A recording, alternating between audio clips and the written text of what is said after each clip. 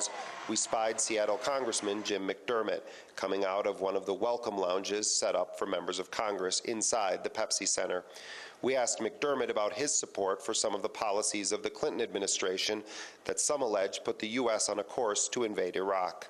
Even though I voted for the changes in the Clinton years, I didn't really see it as regime change. That was not what I was thinking. Some would say that the Iraq Liberation Act of 1998, which was signed into law by President Clinton, yes, actually put the ball in motion for the overthrow of the Iraqi government, either by a coup or by force. And I'm saying when I voted for that, I was not as aware as I shortly thereafter was. After 9/11, I became very aware of a lot of stuff that I hadn't known before. So that one was slipped by a lot of us. And I think, in politics, you always are learning about what you didn't know yesterday. You learned today, I should have known that before, but I didn't. And I think there's no question that there were, in the minds of some people, when they put that bill on the floor, they were thinking about regime change. I mean, it seemed that bill was brought about in part by the sort of shadow government lobbying of the special interest groups, of the neocons, allied with some very conservative Democrats. And I think what we're seeing now, and the reason I'm asking you about this, is that many of the people at the center of that, you now say it was a mistake. These people have not recanted. Madeleine Albright hasn't turned around and said our policy was bad. So that's the issue I'm getting at. Does it concern you that these people, once again, are on the verge perhaps of being back in power in the White House? I think the circumstances of what's happened in Iraq are going to be very hard for them to continue that policy. I think that if Barack Obama, well, even Maliki's government is now saying, yeah, we do need a timetable to get out. And they're not signing a status of forces agreement because they talk about Iraqi sovereignty. They never wanted Iraqis to have sovereignty. They wanted to control the country.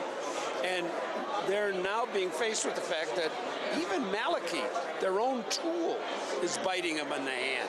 So I think they're going to have a hard time running that, because there are more of us now who know and will be much more vocal if we don't start pulling out of that. Congressman McDermott also defended the continued funding of the war, despite his stated opposition to it, reflecting a common argument made not only by Republicans, but by many leading Democrats. You can't cut off the troops' food and medical supplies, but you can keep trying, but we have to change somebody at the top. If you don't change the thing at the top, you're going to have the commander-in-chief continue to run a game and force you into supporting it. And I know there are some who think what we should have done was just stop funding the war, but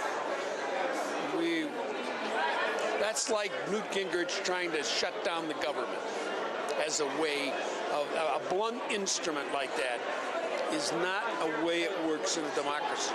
You have to keep pressing and pressing and pressing, and we're going to have a new president, and we will start the process. So do you support a continued U.S. presence in Iraq for the foreseeable future? No. None at all? We passed a law that said we're not going to have permanent bases there. It's clear we have built 4 permanent bases, and that the people who said we weren't doing permanent bases have simply lied. They have not told the truth. But I think what they're now talking about, this withdrawal or this redeployment, is really pulling the troops back inside, and it's going to be like the Old West. Fort Laramie, Fort Boise, Fort Walla Walla, Fort Apache, and they'll run out and deal with the Indians over here and run out and deal with the Indians over there. That's what they're setting up, is the Old West style of controlling the area. And my view is that that's wrong, and it's going to get us in continued problems with the Muslim and Arab world. But what about those? Senator Obama's Iraq plan does call for keeping in place a residual force, control of the Green Zone, control of Baghdad International Airport, and that massive U.S. embassy that was built in part on slave labor. If you were advising Senator Obama on this, what would you say about that vision? Well, when I was in the State Department, During the Cold War, Kinshasa, where I lived in the Congo, was the biggest embassy in Africa, and they ran all the CIA activities and all the military activities and everything was run out of there. That's what they're setting up there, and I think it will be a mistake for Obama to do that. I think he shouldn't. I disagree with him on that particular issue. I think the sooner they turn it into a regular embassy and get out of there, the better off they are. If there is one Democrat who has seldom shied away from criticizing his colleagues for their support of invasions, bombings, and wars, it's Dennis Kucinich, who ran against Barack Obama for the Democratic nomination. He vocally opposed the policy decisions of many of Obama's key advisors when they were in the White House in the 1990s. Well, I'll still oppose him, but I'm going to work to get Barack Obama elected because we have to take a new direction. Unless we shift away from the neocons and their control, we're looking at more war, no question about it. So, you know, a lot of us aren't going to be particularly satisfied, but so what? You know, the voters made their choice in the primaries. We've got to respect that choice. And what I'm going to be doing here tomorrow at the convention is to talk about the economy and look at those issues around which we can be united. Be certain that under a Democratic administration, if that administration is showing aggressive tendencies or is putting us on the edge of a war again or not taking us into a direction of peace, I am not going to be quiet. I mean, I'm going to continue to talk about the direction America should go in.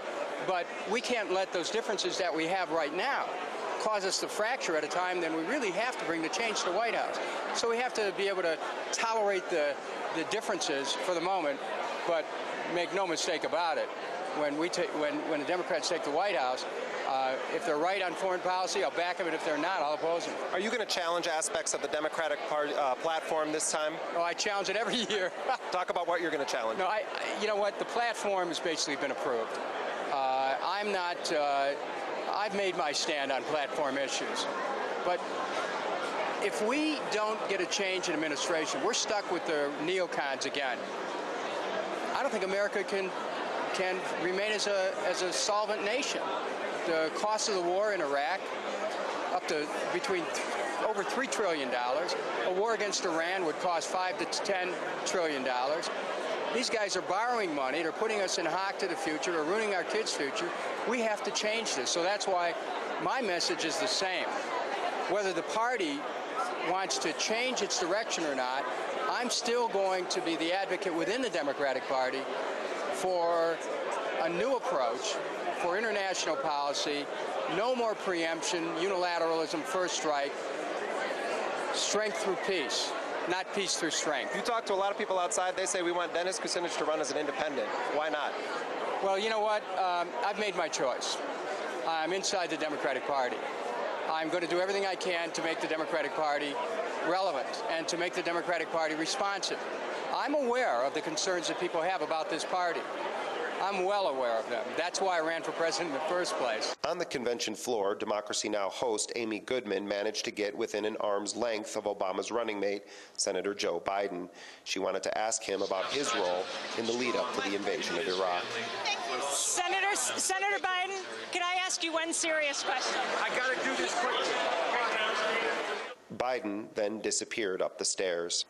While the hype inside the Pepsi Center is mostly about Barack Obama, many in the social justice movement have criticized House Speaker Nancy Pelosi.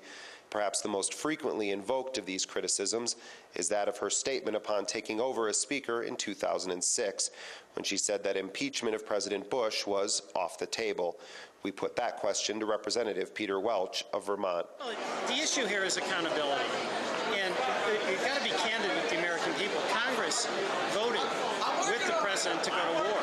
So they don't have great standing in second guessing at this point. I mean, we've got to bring the troops home, is my view. Secondly, on the whole wiretapping, which is the other area that is of enormous concern to me and many Americans, Congress voted to give the president that authority. So frankly, I think people can be looking not just to impeachment, but to putting pressure on their members of Congress to use the power of the purse on the war to cut off funding and to use the power of the vote to demand we protect constitutional rights and not repass as FISA as Congress recently did.